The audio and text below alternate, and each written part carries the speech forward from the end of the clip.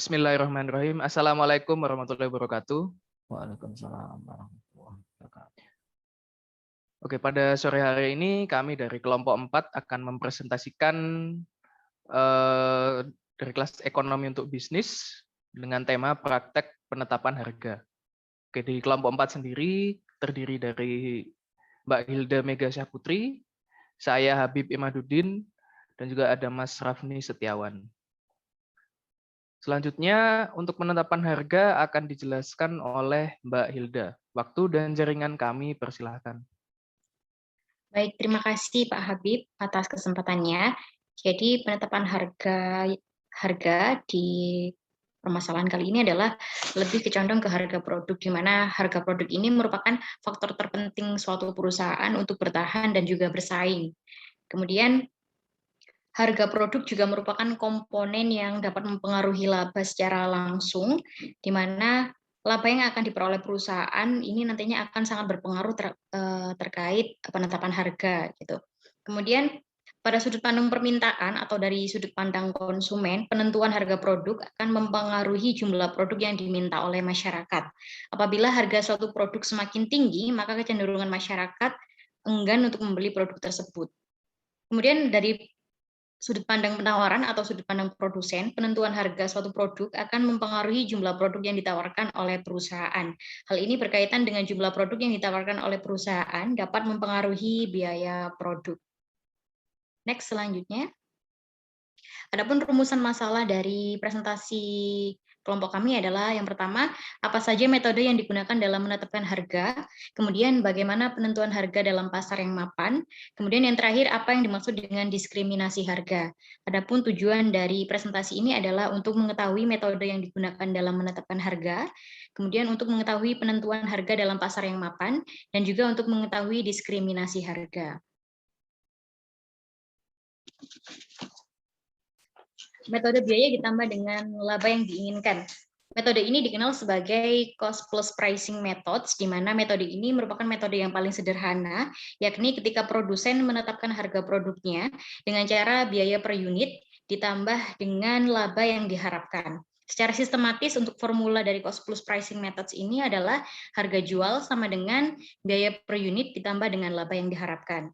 Selain itu, varian lain dari cost plus pricing methods ini ada markup pricing methods, di mana biasanya kalau untuk cost plus pricing methods ini digunakan oleh produsen, sedangkan markup pricing methods ini digunakan oleh pedagang secara umum. Kemudian sistematika atau formula dari markup pricing methods ini adalah harga jual sama dengan harga beli produk ditambah dengan laba yang diharapkan. Next, Pak. Kemudian ada contoh dari penerapan dari cost plus pricing methods dan juga markup pricing methods, di mana diketahui biaya produk per unit sebesar 10.000. Kemudian laba yang diharapkan sebesar 20% dari biaya produk. Formula cost plus pricing methods yang digunakan adalah harga jual sama dengan biaya per unit ditambah dengan laba yang diharapkan. Diketahui harga jual di sini berdasarkan biaya per unit yakni 10.000 ditambah laba yang diharapkan yakni 20% dari biaya produk. Diketahui bahwasannya laba yang diharapkan merupakan Rp2.000 dari produk. Kemudian ditemukan hasil dari harga jual menggunakan cost plus pricing methods ini sebesar 12.000.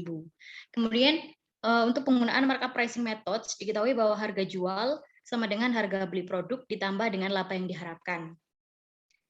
Harga beli produk di sini diketahui bahwasannya 150.000 dan juga laba yang diharapkan adalah 50% dari 150.000. Kemudian ditemukan harga jual menggunakan markup pricing method ini sebesar 225.000. Keseimbangan antara harga permintaan dan harga penawaran produk di pasar. Metode ini merupakan metode yang baik guna menentukan keuntungan atau laba yang maksimum melalui keseimbangan pasar antara permintaan produk dan penawaran produk di pasar. Setelah mengetahui keseimbangan harga di pasar, maka perusahaan dapat menentukan harga produk yang ditawarkan oleh perusahaan. Berikut contoh dari konsep penentuan harga didasarkan pada keseimbangan antara harga permintaan dan harga penawaran suatu produk di pasar. Diketahui harga barang 1 dan harga barang 2 adalah 10.000 dan 8.000. Kemudian jumlah penawaran dari harga Maksud saya jumlah penawaran dari produk 1 adalah 200 dan untuk produk 2 sebesar 170. Kemudian jumlah permintaan dari produk 1 sebesar 190 dan produk 2 sebesar 250. Fungsi permintaan di sini rumusnya P min P1 per P2 min P1 sama dengan Q min Q1 per Q2 min Q1. Ditemukan hasil Q sama dengan 489,999 min 0,03 P. Selanjutnya, kemudian untuk fungsi lanjutan dari fungsi permintaan tadi adalah untuk P itu min P1 dibagi P2 min P1 sama dengan Q min Q1 per Q2 min Q1. Di mana ditemukan hasil bahwasannya Q sama dengan 49,999999 plus 0,015 P. Kemudian kuantitas permintaan dan penawaran. QD sama dengan QS, di mana QD sudah ditemukan bahwasannya 489,999999 min 0,03 P sama dengan QS-nya 49,9999999 plus 0,15 P. Diketahui P sama dengan 9.800. 9.800 ini merupakan pembulatan. Kemudian untuk QD itu ditemukan 197 unit dan QS sebesar atau sebanyak 197 unit juga. Next.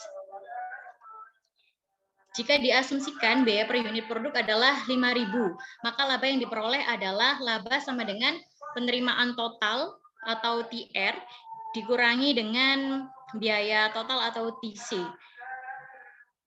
Untuk mencari laba, diketahui bahwasannya Pi kali Q min biaya produk kali Q. Pi kali Q merupakan 9.800 dikalikan 197 dikurangi biaya produk sebesar 5.000 dikalikan dengan jumlah produk atau 197. Diketahui hasil bahwa 945.600. Jadi laba yang didapatkan perusahaan tersebut adalah 945.600. Berdasarkan pada perhitungan di atas, maka kontribusi labanya adalah, di mana kontribusi laba ini formulanya laba dibagi dengan penerimaan total.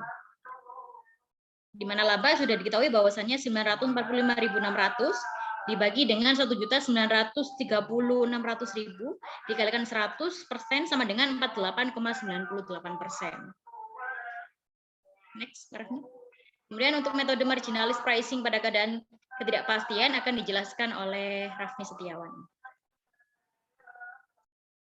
Terima kasih Mbak Hilda.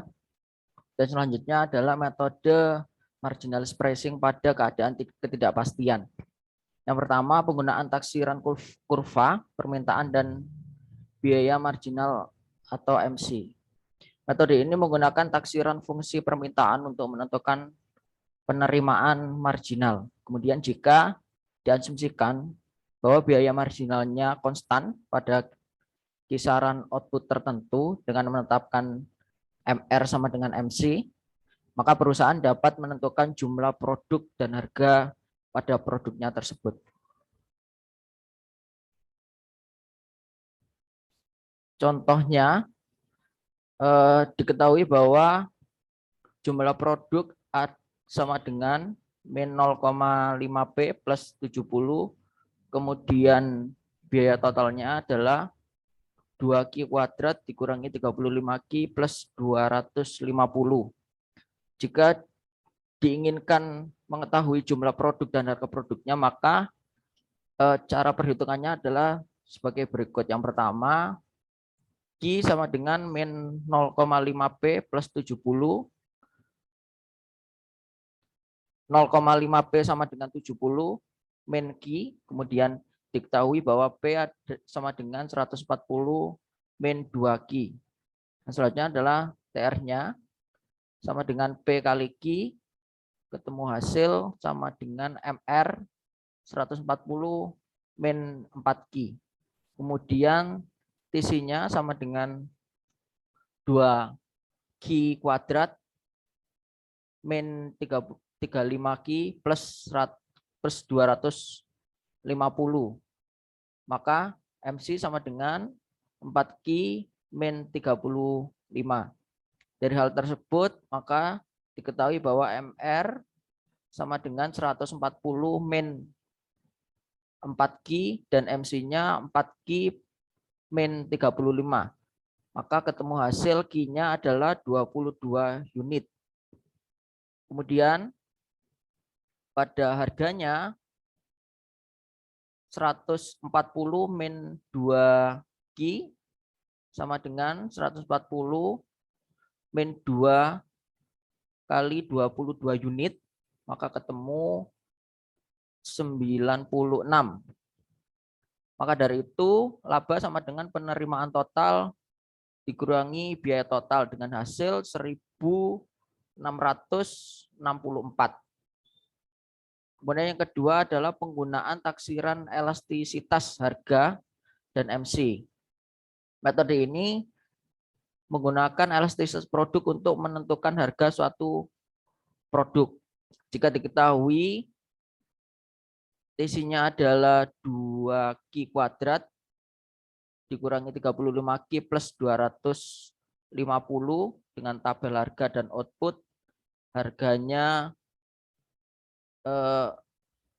di produk 1 adalah 100 dan produk 2 adalah 70, kemudian jumlahnya 20 dan di produk 2 adalah 70, maka diketahui untuk elastisitas jumlah produk dan harganya berapa. Untuk elastisitas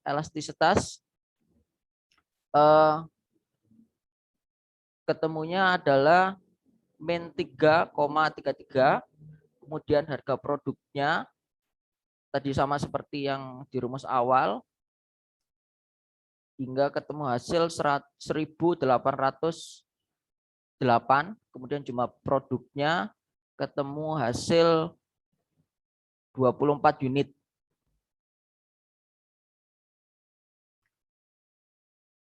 Kemudian yang ketiga adalah metode penggunaan taksiran biaya dan penerimaan inkremental. Metode ini memperhatikan perubahan pada penerimaan total dan perubahan pada biaya total. Asumsi yang didasari pada metode ini antara lain permintaan pada kondisi diskonstituentas dikarenakan kurva yang tidak kontinu, kemudian tidak dapat didiferensiasi. Kemudian faktor-faktor lainnya dapat tidak mengalami perubahan. Jika permintaan akan suatu produk sudah diketahui, maka perubahan jumlah output yang diminta akan menyebabkan perubahan harga produk tersebut. Kemudian penentuan harga dalam pasar yang mapan, harga yang telah memenuhi keinginan perusahaan, yakni harga produk yang ditawarkan mencapai tingkat harga yang maksimal. Kemudian terdapat beberapa metode penetapan harga pada pasar yang telah mapan menurut Arsyad tahun 2011, antara lain ada 6.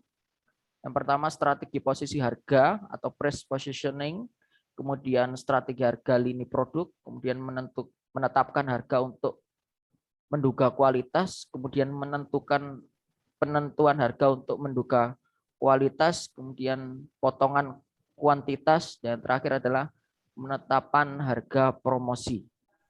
Selanjutnya akan dijelaskan oleh Mas Habib. Oke, terima kasih Mas Rafni. Saya di sini akan menjelaskan tentang price discrimination atau diskriminasi harga. Diskriminasi harga ini mengacu pada penentuan harga yang berbeda-beda dari sebuah produk pada waktu yang berbeda, untuk pelanggan yang berbeda, atau pasar yang berbeda pula. Nah, tetapi bukan berdasarkan perbedaan biaya. Nah, maksudnya itu bagaimana? Contohnya, yang pertama adalah praktek penentuan harga oleh perusahaan energi. Biasanya ini di listrik dan gas ya. Nah, itu menentukan harga murah untuk rumah tangga dan harga yang relatif lebih tinggi untuk kalangan bisnis. Karena kita tahu sendiri mungkin ada LPG yang 3 kilo, ada yang LPG yang 12 kilo. Itu harganya kalau misalkan dibagi-bagi, 1 kilonya itu berbeda. 1 kilonya untuk LPG 3 kilo yang rumahan itu jauh lebih murah daripada 1 kilo LPG yang 12 kilo. Lalu penentuan harga oleh profesional dalam bidang kesehatan dan hukum. Nah, di sini yang menentukan harga murah untuk kelompok yang berpenghasilan rendah dan harga mahal untuk yang berpenghasilan tinggi. Biasanya kalau orang-orang yang penghasilannya rendah atau dalam tanda kurung miskin ya, itu akan mendapatkan subsidi dari profesional dan juga bidang kesehatan seperti itu. Jadi harganya bisa lebih murah. Lalu yang ketiga, penentuan harga yang lebih mahal di luar negeri ketimbang di dalam negeri. Untuk berbagai produk dan jasa ini ya, mulai dari buku, film, kalau kita tahu harga tiket bioskop di Indonesia dan di Amerika tuh sangat jauh berbeda. Di Amerika tuh bisa sampai ratusan ribu untuk sekali masuk bioskop. Bahkan ada yang sampai jutaan rupiah ya, maksudnya dalam rupiah ya, jutaan rupiah. Kalau di Indonesia mungkin hanya 30.000, 40.000. Nah, ini juga perbedaannya. Lalu yang keempat, penentuan harga yang lebih murah untuk pertunjukan pada siang hari dibanding malam hari. Itu biasanya tuh teater, terus olahraga. Itu kalau misalkan siang hari mungkin tidak ada penontonnya karena masih pada kerja, jadi harga tiketnya itu lebih murah. Sedangkan kalau malam banyak orang yang sudah bisa menonton, maka harga tiketnya akan lebih mahal. Lalu yang kelima ada penentuan harga jasa, misalnya potong rambut, angkutan umum, dan tiket pesawat yang lebih murah untuk anak-anak di lanjut usia, contohnya. Lalu ada juga penentuan tarif menginap di hotel yang lebih murah untuk acara rapat dan sebagainya. Jadi kalau di hotel itu misalkan untuk pernikahan atau rapat atau apapun itu berbeda. Jadi kalau pernikahan biasanya lebih mahal, kalau untuk rapat biasanya gedungnya lebih murah seperti itu. Ya, selanjutnya Pak Rafni.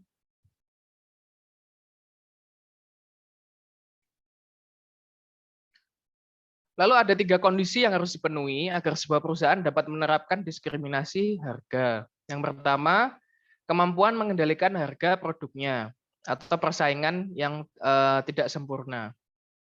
Yang kedua, elastisitas harga dari permintaan terhadap produk tersebut harus berbeda untuk sejumlah produk yang berbeda, waktu, pelanggan, dan juga pasar yang berbeda pula.